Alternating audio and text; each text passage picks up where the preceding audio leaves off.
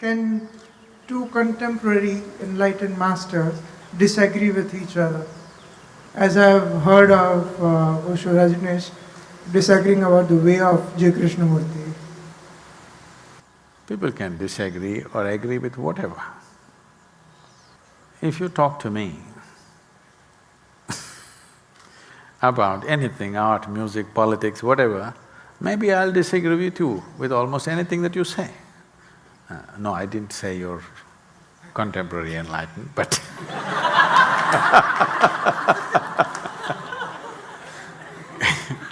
I may disagree with anybody. But if we pay attention to life, there is no need to agree or disagree because the way it is the way it is. Nobody agrees or disagrees about that.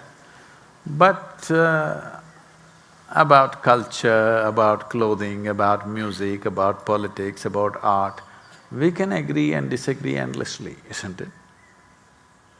And the more we disagree, it gets better. Yes? Yes or no?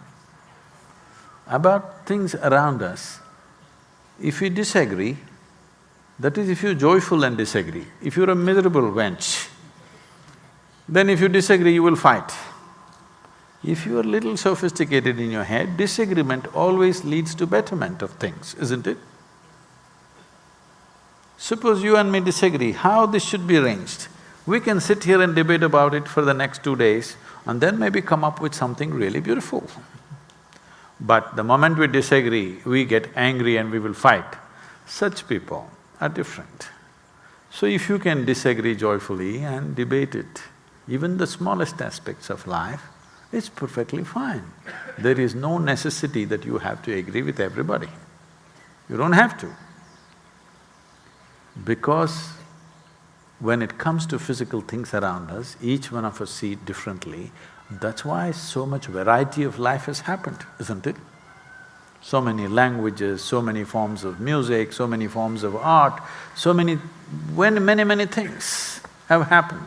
Because if everybody agreed, all of us would be living in the cave. We disagreed. Maybe if you were a caveman's daughter,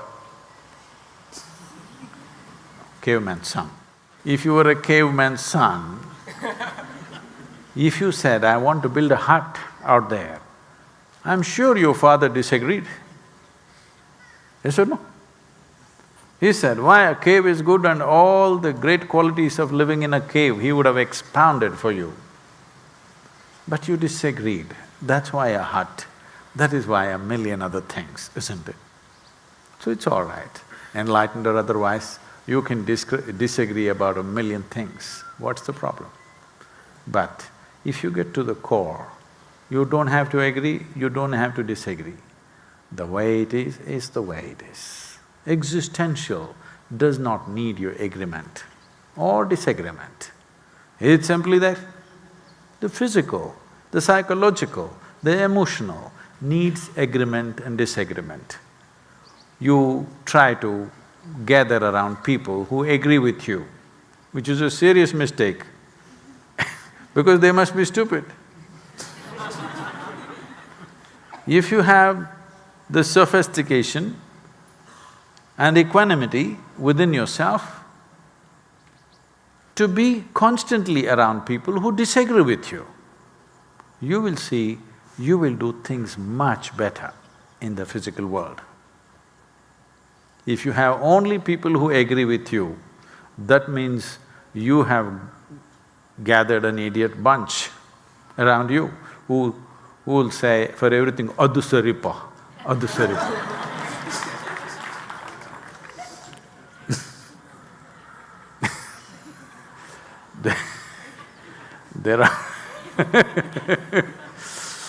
There are certain village level, for lack of vocabulary I'm saying village level mystics, in every village there'll be one.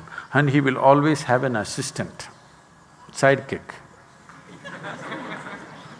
Whatever he says, that guy will sit there and say, Adhu Saripa.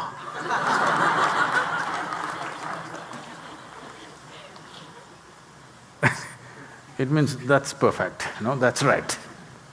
So whatever this guy is saying, that guy will go on punctuating with adhusaripa. So if you want to gather a crowd of adhusaripa people around you, that means you have a serious problem.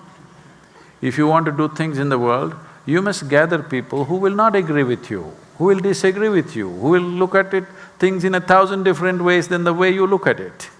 Only then things will happen, isn't it? But the core of existence neither needs agreement nor disagreement. It is not asking for your agreement or disagreement, you can only dissolve into it. There is no debate about it.